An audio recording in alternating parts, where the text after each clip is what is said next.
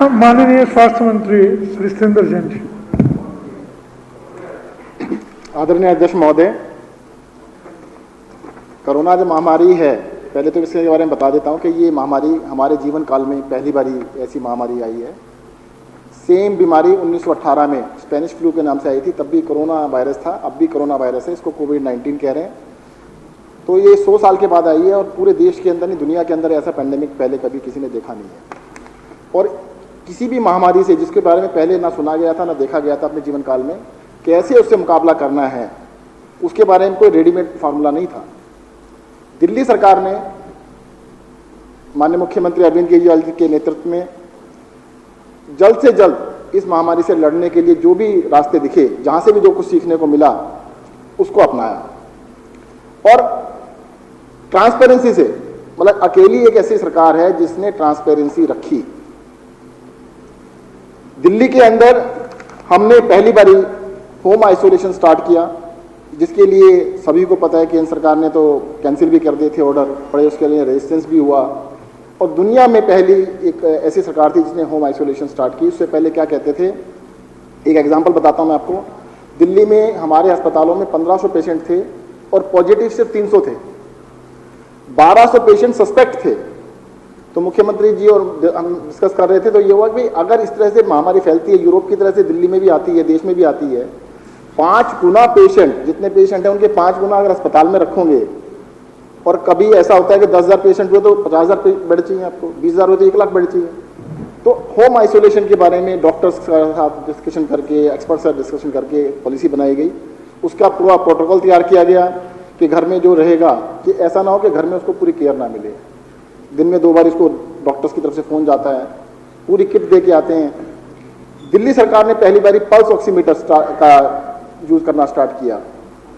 Pulse oximeter उससे पहले मुझे नहीं लगता कि दुनिया में किसी भी सरकार ने यूज़ किया हो। जो भी पॉजिटिव पेशेंट दिल्ली में आता है उसके घर जाके हमारी टीम पल्स ऑक्सीमीटर दे के आती है, ताकि अपनी ऑक्सीजन लेवल चेक करते रहें। एम्बुलेंस, जो शुरू में, जैसे मैंने कहा ट्रांसपेरेंसी की बात, शुरू में ऐसा हुआ है, अचानक जैसे केसेज आए तो 1-1 घंटा, 1.5 घंटा, 2 घंटे भी लग रहे थे। बाद में उसको ओवरहाल किया गया, बहुत सारी एम्बुलेंस और उतारी गई।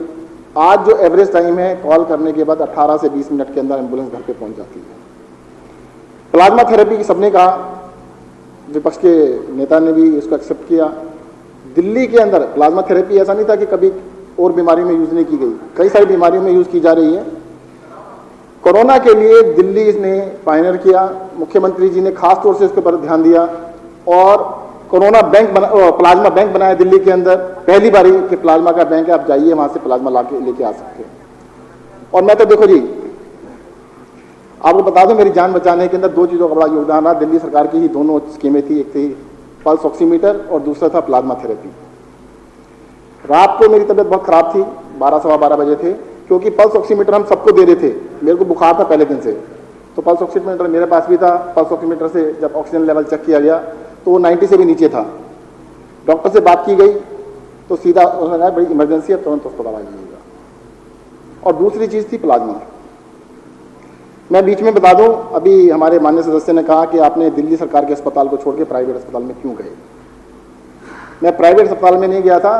जब मैं सीरियस था अपने घर पर, तुरंत डॉक्टर से बात करके इमरजेंसी में सरकारी अस्पताल में राजीव गांधी सुपर स्पेशलिटी में मैं एडमिट हुआ। 2 दिन बाद जब मेरी तबीयत और ख़राब हुई तो डॉक्टर्स ने मुझे सलाह दी कि प्लाज्मा देना होगा आपको, प्लाज्मा थेरेपी की आवश्यकता है। दिल्ली सरकार ने प्लाज्मा थेरेपी की परमिशन केंद्र सरकार से मांगी हुई थी। दिल्ली सरकार के हॉस्पिटल राजीव गांधी को भी और LNJP को भी परमिशन मिलने वाली थी। ये था कि कल या परसों 1-2 दिन में मिल जाएगी। परंतु जिस दिन मेरे को कहा गया कि प्लाज्मा देने की आवश्यकता है, उस दिन परमिशन हमारे पास नहीं थी। मुख्यमंत्री जी का मेरे पास फ़ोन आया तो मैंने बिल्कुल मना कर दिया कि नहीं, मैं शिफ्ट नहीं होऊंगा और मैं यहीं पे इलाज कराऊंगा। उसी दिन मेरे फादर इन लॉ की डेथ हुई थी। जिस दिन ये प्लाज्मा थेरेपी मुझे कही गई, उनको भी कोरोना हुआ था। तो मेरी वाइफ को जैसे ही पता लगा, हॉस्पिटल के डॉक्टर साहब ने फ़ोन कर दिया कि भी उनकी तबीयत बहुत ख़राब है और उनको प्लाज्मा देने की ज़रूरत है। तो मेरी वाइफ ने मुख्यमंत्री जी को फ़ोन किया और देखो, जब उन्होंने कहा कि भाई हमारे अस्पताल में अब अलाउड ही नहीं है, अभी तो परमिशन मिली नहीं और क्या गारंटी कल मिल जाएगी, सरकारी काम है और केंद्र सरकार ने परमिशन कल नहीं दी तो हो सकता 4 दिन लगा दें। तब मेरे विरोध के बावजूद, और मैं समझता हूँ मुख्यमंत्री जी ने जो भी किया ठीक ही किया, उन्होंने मेरे विरोध के बावजूद भी मुझे उस टाइम शिफ्ट किया गया, और उसका कारण यही था कि उस दिन हमें परमिशन नहीं मिली। तो मैं आपको बता देता हूँ, वो परमिशन अगले दिन मिली नहीं, उस परमिशन को मिलने में 5 दिन लगे। तो ये 2 चीज़ें हैं, ये मैं आपको क्लियर कर देता हूँ। और आज मैं कहना चाहता हूँ, भरे सदन में कहना चाहता हूँ, दिल्ली सरकार के अस्पतालों में जो इलाज किया जा रहा है किसी भी प्राइवेट अस्पताल से किसी भी तरीके से कम नहीं है। दिल्ली के अंदर जिस टाइम लोग सो के नहीं उठते हैं, उस टाइम मुख्यमंत्री जी का और मेरा डिस्कशन किस बात पे हो रहा होता है कि कल की डेथ बताइएगा, और डेथ का कारण बताइएगा, डेथ किस वजह से हुई है, उसकी उम्र बताइएगा, अच्छा क्या बीमारी क्या क्या थी, अच्छा बीपी ज़्यादा था, कम था, उसको दवाई ठीक से मिली थी नहीं मिली थी, प्लाज्मा थेरेपी हुई, जरूरत थी या नहीं थी, उसके ऊपर एक एक डेथ के ऊपर डिस्कशन करके जो डेथ रेट जून के महीने में दिल्ली में 4% से ऊपर था, आज वो डेथ रेट 0.68% है। अगर बाढ़ में एक डेथ होती है, मुख्यमंत्री जी ने पूरी टीम बनाई, हमने 5 टीमें बनाई डॉक्टर्स की, एक एक अस्पताल में गए, प्राइवेट अस्पतालों में भी गए, सब अस्पतालों में गए, उनके साथ बैठ के डिस्कस किया कि बताओ जी आपके प्रोटोकॉल में क्या फर्क है। क्योंकि अब दिल्ली के डॉक्टरों ने अपने प्रोटोकॉल को फ्रीज कर लिया है कि कोरोना के अंदर कैसे इलाज करना है। तो सबके साथ डिस्कस करके एक एक चीज को डिस्कस करके हमने किया। तभी तो, अगर इतना अच्छा नहीं होता तो पूरे देश के मरीज क्यों दिल्ली आ रहे होते। आज विपक्ष के सदस्य कह रहे हैं कि यूपी में तो केस नहीं है। भाई यूपी में केस नहीं तो इलाज कराने दिल्ली कहां से आ रहे हैं? अगर वहां पे केस है ही नहीं, इलाज कराने तो दिल्ली में आ रहे हैं। आपको सिर्फ पिछले 1.5 महीने का मैं बता दूं, 5000 से भी ज्यादा पेशेंट दिल्ली से बाहर से आके दिल्ली के अस्पतालों में एडमिट होकर अपना इलाज करा चुके हैं, ठीक हो चुके हैं। दिल्ली के अंदर जो टेस्टिंग की बात है, किसी भी राज्य के अंदर दिल्ली में सबसे ज्यादा टेस्टिंग हो रही है। 1,12,000 टेस्ट पर मिलियन, यानी आप दूसरे शब्दों में कहूंगा 11.2% लोगों का टेस्ट किया जा चुका है दिल्ली में। अभी विजेंद्र गुप्ता जी कह रहे थे कि प्रशांत विहार की डिस्पेंसरी में टेस्ट नहीं हो रहे। कल मेरे साथ चलिएगा, मैं दिखाता हूं टेस्ट हो रहे नहीं हो रहे। आपका भी कर देंगे, मेरा भी कर देंगे, किसी को मना नहीं कर रहे हैं। मेरे पास जवाब आ चुका है। सर जी टेस्ट कम, एक्चुअली में मुझे ऐसा लगता है मैथमेटिक्स के अंदर ना क्लास सौरभ जी को देनी पड़ेगी। दिल्ली के अंदर 10-12 दिन पहले, 15 दिन पहले 16, 17, 18,000 टेस्ट पर डे होते थे। मुख्यमंत्री जी ने कहा कि हर आदमी का टेस्ट करो, ताकि अगर एक भी एसिम्प्टोमेटिक भी है, अगर उसमें कोई सिम्टम नहीं है, उसको भी ढूंढो। आज दिल्ली में 60,000 टेस्ट रोज हो रहे हैं, 60,000 टेस्ट लगातार कई दिनों से 60,000 से ऊपर चल रहा है नंबर। और दिल्ली के अंदर 500 से ज्यादा परमानेंट फैसिलिटीज है, जहां पे दिल्ली सरकार की, जहां पर डेली टेस्ट होते हैं, कोई भी जाए करा सकता है। 265 डिस्पेंसरीज हैं, 35 हॉस्पिटल हैं और मोहल्ला क्लिनिक्स है। इसके अलावा हमारे मोबाइल सेंटर्स हैं जो मार्केट्स में जा रहे हैं, ISBTs में लगा रहे हैं, जगह जगह कैंप लगा के, और टेस्टिंग को इतनी तेजी से बढ़ाया गया है ताकि एक भी इंसान है जो टेस्टिंग से ना छूटे। हर आदमी का टेस्ट कराया जा रहा है। और मुझे ऐसा लगता है कि जो ये स्ट्रेटेजी है कि भाई आज हमारे को लगता है कि 4,000 केस आ रहे हैं, 4,500 केस आ रहे हैं, 5,000 केस आ रहे हैं, इससे डरते हुए ना डरते हुए भी हमने सबका टेस्ट किया है। इसके फल भी जल्दी आएंगे। मुझे लगता है काफ़ी हद तक ये कंट्रोल जल्द से जल्द होगा। कारण इसका ये है कि एक आदमी जब मिल जाता है कि इसको कोरोना है तो उसको आइसोलेट किया जा सकता है घर में या अस्पताल में, वरना वो 10 दिन में, आने वाले 10 दिन में कम से कम 10 लोगों को तो कर ही देता।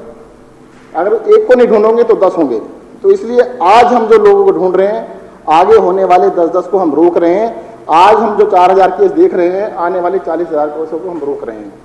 मुझे लगता है कि दिल्ली का जो मॉडल है, जिसकी सराहना सभी देशों ने, और सभी देशों के साथ साथ हमारे खुद के देश के प्रधानमंत्री जी ने भी की है, तो मैं समझता हूं कि हम लोगों को अभी हिम्मत बना के रखनी चाहिए और काम ठीक से करते रहना चाहिए। 3 चीज़ें खासतौर से जिनके बारे में मुख्यमंत्री जी बार बार कहते रहे हैं। पहली, मास्क जरूर लगाइएगा। दूसरी, सोशल डिस्टेंसिंग का पालन कीजिएगा। तीसरा, साबुन और पानी से बार बार हाथ धोते रहिएगा। मुझे लगता है कि इन 3 चीज़ों का पालन करने से इस बीमारी के बढ़ने को हम रोक सकते हैं। साथ ही साथ अभी कोई कह रहे थे कि स्वास्थ्य मंत्री ने कहा कि ये कोरोना बीमारी 2 साल तक रहने वाली है।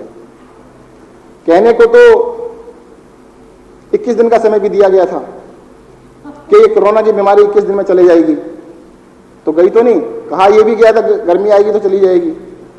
गर्मी भी आई, गर्मी चली भी गई, ये कोरोना बीमारी नहीं गई। मेरा ये कहना है कि जो साइंटिस्ट कह रहे हैं, क्योंकि हमारे पास एक्सपीरियंस एक ही है, वो 1918 का है। 1918 में जब स्पेनिश फ्लू आया था, उसको पूरी तरह जाने में लगभग 2 साल लगे थे। आज इस बीमारी को चलते हुए 9वां महीना चल रहा है और अभी ये लग नहीं रहा है कि एकदम से 1 महीने में 2 महीने में खत्म होने वाली है।